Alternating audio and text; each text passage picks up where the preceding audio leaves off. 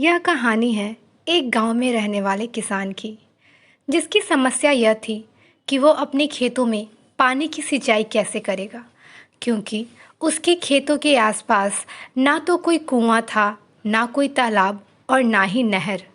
इसी कारण वह किसान काफ़ी चिंतित था। क्या हुआ? आप खाने के लिए घर क्यों नहीं आए? मैं कब से आपकी राह देख रही हूँ। चलिए चल के खाना खा लीजिए। मुझे भूख नहीं है, तुम जाकर खा लो। ऐसे कैसे भूख नहीं है? कहीं आप फिर से खेतों में पानी की सिंचाई को लेकर परेशान तो नहीं हो रहे? मुझे तो कुछ समझ ही नहीं आ रहा। यहाँ से दूर दूर तक पानी का कोई नामो निशान नहीं। इस तरह हमारी फसलों को आखिर पानी कैसे मिलेगा? आप एक काम क्यों नहीं करते?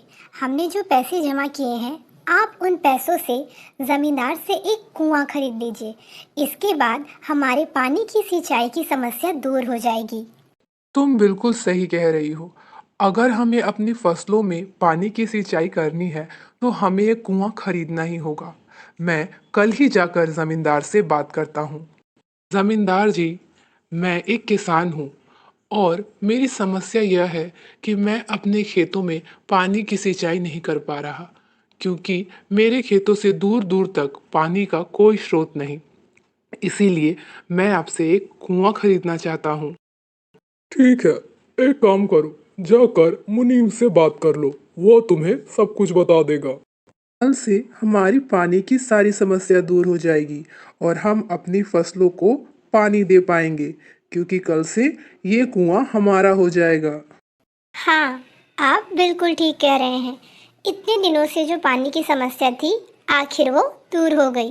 कल से आप आराम से अपनी फसलों में पानी की सिंचाई कर पाएंगे। ये तुम क्या कर रहे हो? सेठ जी, मैं इस कुएं से पानी निकालने जा रहा हूँ, क्योंकि ये कुआं अब मैंने खरीद लिया है। हाँ, तुमने बिल्कुल सही कहा है। तुमने कुआं खरीदा है, इसके अंदर का पानी नहीं। अगर तुम्हें इसके अंदर का पानी इस्तेमाल करना है, तो तुम्हें मुझे इसके लिए अलग से पैसे देने होंगे। सेठ जी, ये आप कैसी बातें कर रहे हैं?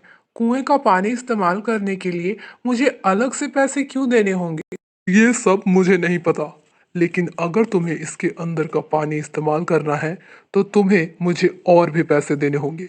तभी जाकर तुम यहाँ से पानी निकाल पाओगे। जमींदार की बातें सुनकर किसान को काफ़ी सदमा लगता है। उसे समझ नहीं आता कि अब वो क्या करे।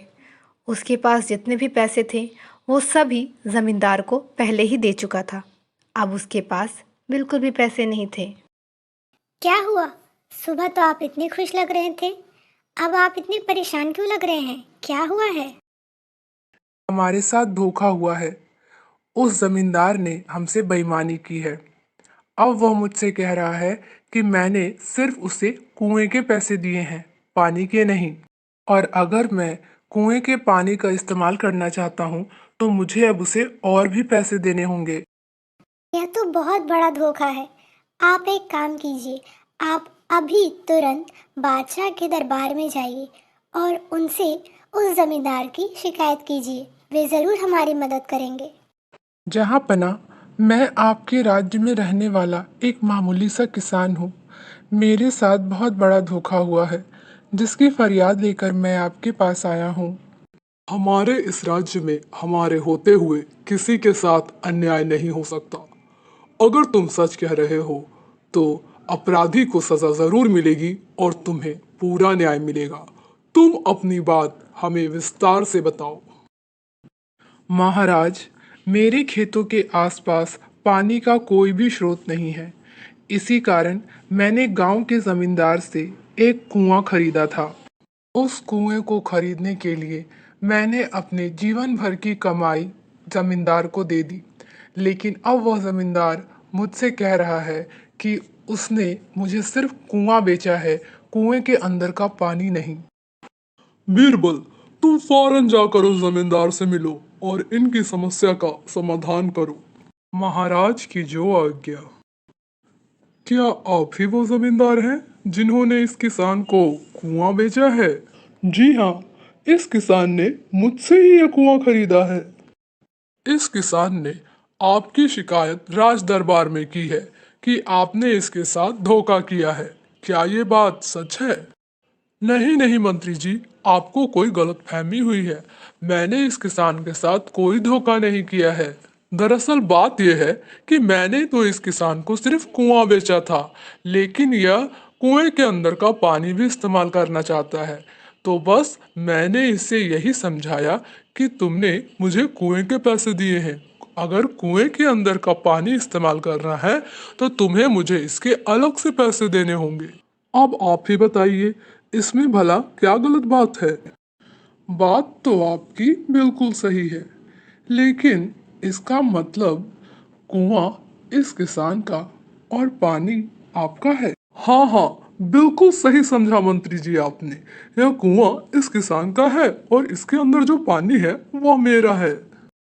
तो इसका मतलब ये हुआ कि आपको इस किसान को पैसे देने होंगे, क्योंकि आपने अपना पानी इसके कुएं में रखा है। यह किसान 1 महीने का जितना भी किराया तय करेगा, आपको उसे वह किराया हर महीने देना होगा। और अगर आप यह किराया नहीं देना चाहते तो आप अपना पानी इसके कुएं से जल्द खाली कर लीजिए। नहीं नहीं मंत्री जी, मुझे माफ कर दीजिए, मैं लालच में आ गया था, मुझे माफ कर दीजिए। माफी मांगनी है तो इस किसान से मांगो, मुझसे नहीं। मुझे माफ कर दो, मैं लालच में आ गया था। आज से यह कुआं और पानी दोनों तुम्हारे हैं। इस तरह बीरबल की सूझबूझ और चतुराई के कारण जमींदार की चाल उसी पर उल्टी पड़ गई और किसान को कुएं के साथ साथ पानी भी मिल गया। वन वन हेलो दोस्तों, अगर आपको ये स्टोरी पसंद आई तो इसे लाइक करें और शेयर करें। और हाँ, अगर आप इस चैनल पर पहली बार आ रहे हैं तो इसे सब्सक्राइब करना ना भूलें।